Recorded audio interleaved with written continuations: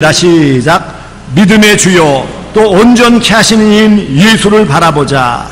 그는 그 앞에 있는 기쁨을 위하여 십자가를 참으사 부끄러움을 개의치 아니하시더니 하나님 보좌 우편에 앉으셨느니라.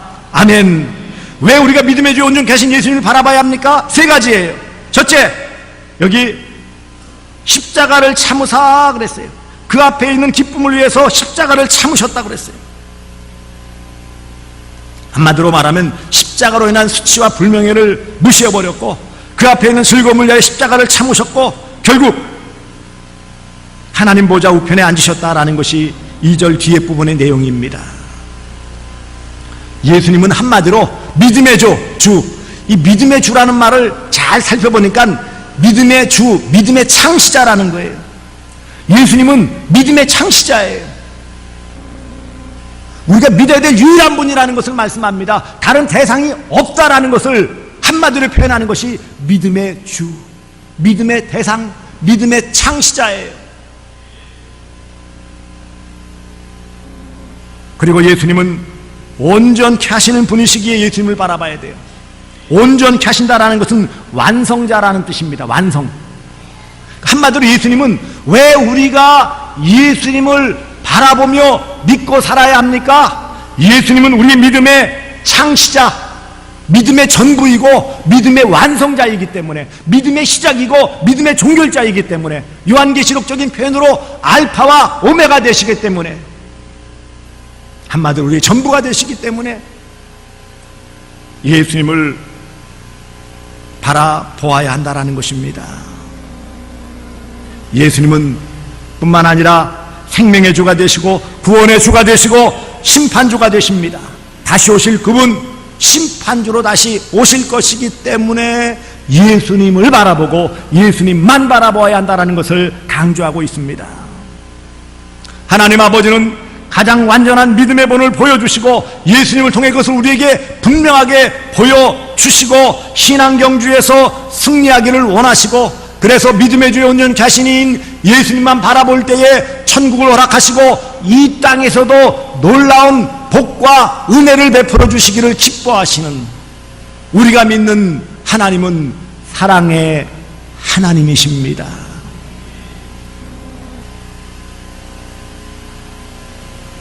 그러므로 우리가 믿음을 선물로 받았으니 믿으면 믿음으로 바라보며, 바라보면 믿어지고, 이게 서로 상승작용이에요. 믿음을 선물로 주셔서 이 믿음으로 우리는 예수님 바라봐요. 그리고 예수님을 바라보면 또 믿음이 생겨요. 계속 상승 효과를 나타내는 거예요. 너희가 그 은혜로 인하여 믿음으로 말미암아 구원을 얻었나니 이것이 너에게서 나는 것이 아니요 하나님의 선물이라. 에베소서 2장 8절에 말씀하신 것처럼 처음 믿음은 선물로 받았어요. 하지만 처음 선물로 받은 이 믿음 가지고 또 어떻게 돼요? 그러면은 그냥 거기서 만족하고 살아가는 것이 아니라 그 믿음으로 예수님을 바라보면 바라볼수록 믿음의 창시자요 완성자인 예수님만 바라보면 우리의 믿음이 점점 자랄 수 있고 그것을 통해 하나님을 기쁘시게 하는 복된 삶을 살아갈 수 있음을 말씀하는 것입니다. 예수님을 바라볼 때 믿음이 생깁니다. 한마디로 말하면 믿음은 바라봄입니다. 따라서 합시다. 믿음은 바라봄입니다. 믿음은 바라봄입니다. 믿음은 바라보는 것입니다. 바라보는 것이 믿는 거예요. 믿는 것을 바라보고 바라볼 때 믿어져요. 예수님을 바라볼 때 믿음이 생기며 예수님을 바라볼 때 믿음이 자랍니다. 믿음으로 예수님을 바라보는 것은 예수님 나를 위해 지신 십자가를 바라보는 것입니다. 예수님을 바라보는 것은 예수님만 생각하는 것이요 예수님을 바라보는 것은 예수님만 의식하며 살아가는 것입니다.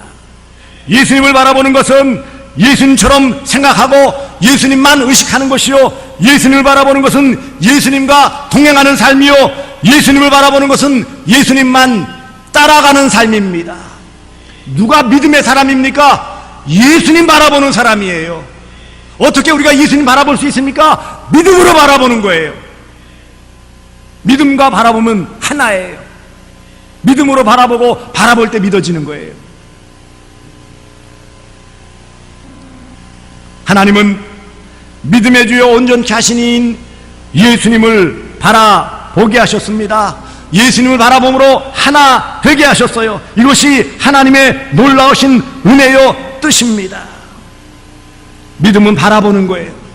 그래서 히브리서 11장 1절 믿음의 정의에 대해서 믿음은 바라는 것들의 실상이요 보이지 않는 것들의 증거니 바라는 것들의 실상 보이지 않는 것들의 증거 이 말은 다 한마디로 뭐예요? 보임에 대한 말씀이에요. 믿음이 보임이라는 거예요. 그래서 히브리서 11장에는 여러 믿음의 선배들 믿음으로 아벨은 믿음으로 에녹은 믿음으로 노아는 믿음으로 아브라함은 믿음으로 사라는 그래서 히브리서 11장 13절에 이 사람들은 다 믿음을 따라 죽었으며 그랬어요. 믿음으로 이삭은 믿음으로 야곱은 믿음으로 요셉은 믿음으로 모세는 믿음의 사람들 믿음의 선배들이 히브리서 12장 1절에 있는 바와 같이 구름같이 둘러싼 허다한 증인으로서 믿음으로 이렇게 살았고 믿음으로 이렇게 승리했노라라고 증거하고 있는 것입니다. 모두 다 믿음으로 주님을 바라봤고 믿음으로 하나님을 바라보고 승리한 사람들의 명단들이 히브리서 11장에 열거되어져 있는 것입니다. 믿음으로 산다라는 것은 믿음으로 바라보는 것이에요. 바라보는 것이 믿는 거예요. 무엇을 바라보고 살고 있습니까, 여러분은? 안타깝게도 많은 사람들은 돈을 바라보고 살아요. 돈 하면서 돈 바라보다가 그것 얻어도 만족하지 못하고 더 많은 돈을 바라보다가 결국 인생을 허망하게 마칩니다.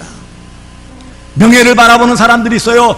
그저 내게 권력이 있고 권세가 있고 인기만 얻으면 된다라고 그것을 추구하다가 더 추한 모습, 인기와 명예는커녕 불명예로 삶을 마감하는 사람들이 있어요. 여러분, 검사장급이라는 것은 장관급이에요. 정말 최고위직 아닙니까? 검찰의 꽃이라고 표현할 만큼 대단한 직위예요. 그 정도만 되어지면은 정말 자기 관리만 잘하면 얼마나 명예롭습니까? 그런데 그런 권력을 얻고도 돈에서 돈 더 얻으려고 했고 더 권력을 얻으려다가 결국은 추한 모습을 보이는 인생의 나락을 겪지 않습니까? 믿음은 바라보는 거예요. 여러분들은 지금 무엇을 바라보고 있습니까? 세상 재물입니까? 명예입니까? 혹은 어떤 사람입니까? 그것은 인생을 실패로 이끌 수밖에 없어요. 내가 얼마나 믿었느냐, 신앙생활 오래 했느냐, 그게 중요한 게 아니에요. 지금 이 시간 내가 얼마나 주님을 바라보고 믿음으로 바라보고 있느냐, 이게 내 삶의 걸음을 결정하는 거예요. 저는 요즘 이런 부분들 때문에 많이 충격을 받고 그 충격 때문에 사실은 좀 거북하기도 하고 괴롭기도 하고 찔리기도 하고 그런 생활을 계속 살고 있어요. 영상을 좀 한번 띄워주시기 바랍니다. 아니, 어떻게 믿음으로 사는 것인가? 어떻게 예수님 바라보는가? 20대 초반이면 여기에 몇 명 없을 거예요. 자, 소리도 키워주시기 바랍니다. 세상 사람들 부러워하는 거 다 가진 그런 자매입니다. 미국 테네시주 아주 부유한 가정에서 자랐습니다. KT 데이비스라는 고등학교 때 아가씨입니다. 스포츠카를 타고 잘생긴 남자친구가 있고 공부도 1등하고 학생 회장도 하고 그러던 자매입니다. 그거 다 버리고 우간다에 가서 주님을 따라가는 삶을 쓴 책입니다. 이 KT 데이비스가 고3 때 여름방학 끝날 때쯤 우간다에 있는 어느 고아원에 봉사자가 모자란다는 이야기를 듣습니다. 3주간 동안 그 아이들과 같이 지내고 그리고는 돌아왔는데 고3 내내 그 아이들만 얼굴이 어른거리는 거예요. 그 아이들이 잘 지낼까? 그리고는 졸업하고 대학을 합격하고 그리고 부모님에게 1년 뒤에 대학 들어가면 안 되나요? 1년 동안만이라도 우간다에 가서 그 고아원 아이들을 좀 섬기고 단기 선교를 갔다가 그 다음에 제가 대학을 가면 안 될까요? 부모님은 처음에 반대했지만 하도 간곡하게 부탁을 하니까 허락을 해줍니다. 그리고는 우간다 그 고아원을 다시 간 거예요. 거기서 1년 동안 그 아이들을 돌보고 섬기는데 어느 날 잠깐 동안 돌보라고 맡겨준 5살 된 스코비아라고 하는 아이가 뭔가 말을 하려고 하는 거예요. 어렵사리 꺼낸 한마디, 엄마라고 불러도 돼요. 그 말에 이 여자의 삶이 완전히 바뀌고 맙니다. 엄마라고 불러도 돼요. 그래서 그 아이를 진짜 친엄마로 입양을 합니다. 엄마라고 부르는 정도가 아니고 내가 너 엄마다. 그렇게 하나의 입양을 한 것이 14명. 14명의 친엄마가 됐어요. 그냥 후원자가 아니고. 그러니 어떻게 돌아옵니까? 1년만 하고 오겠다고 했지만 대학 다 포기하고 거기서 그 아이들의 엄마가 되어서 쓴 거예요. 그렇게 살면서 쓰고 있는 거예요. 그리고 도와주는 아이가 400명 아이가 됩니다. 그 마을의 아이들이. 진짜 엄마가 돼요. 결혼도 안 했는데 아이가 14명이 된 거죠. 때때로는 고국에 있는 가족이 보고 싶고 남자친구가 보고 싶고 너무너무 외로워서 울기도 하고 어느 날은 방에 생쥐가 들어왔는데 무서워서 침대에서 내려오지도 못하고 아이들 상처난 것을 치료해 주다 보니 벌레가 그 아이 몸속에다가 알집을 심어놓은 걸 알고 그걸 파내기도 하고 기저귀 갈아주다 보니 지렁이 같은 기생충이 나오는 걸 보고 이런 형편에서 그 아이들을 돌봐야 되는 겁니다. 그러나 예수님의 눈에 눈물을 보고 난 다음 그 우간다 아이들을 향한 우리 주님의 눈에 눈물을 보고 난 다음에 이 여자를 말릴 수가 없어요. 누구도. 이 케이티는 엄마로 통합니다. 우리 집의 천사들은 나를 엄마라 부른다. 기아와 질병 등으로 엄마를 잃은 400명의 마을 아이들도 나를 엄마라고 부른다. 하도 많은 아이가 엄마라고 불러대니까 이젠 집 근처에 사는 마을 어르신들까지 나를 엄마라고 부른다. 많은 아이의 엄마. 사람들은 그렇게 말한다. 나이 지긋한 어르신도 가게 점원도 주차요원도 나를 엄마라고 부른다. 선생님도 마을 병원 의사들도 나를 엄마라고 부른다. 차를 타고 지독히 울퉁불퉁한 흙길을 달릴 때도 엄마란 외침이 들려온다. 우리 아이 딸들은 학교에 갔다가 우르르 들어오면서 엄마라고 노래를 부르고 아침마다 내 귀에 대고 엄마라고 속삭인다. 좋은 일이 생겨도 엄마라고 외치고 슬픈 일이 생겨도 훌쩍거리며 엄마를 찾는다. 그리고 그 소리를 들을 때마다 기쁨으로 내 심장이 마구 뛴다. 우리가 하나님의 이름을 부를 때 하늘 아버지의 심정도 그러하시리라.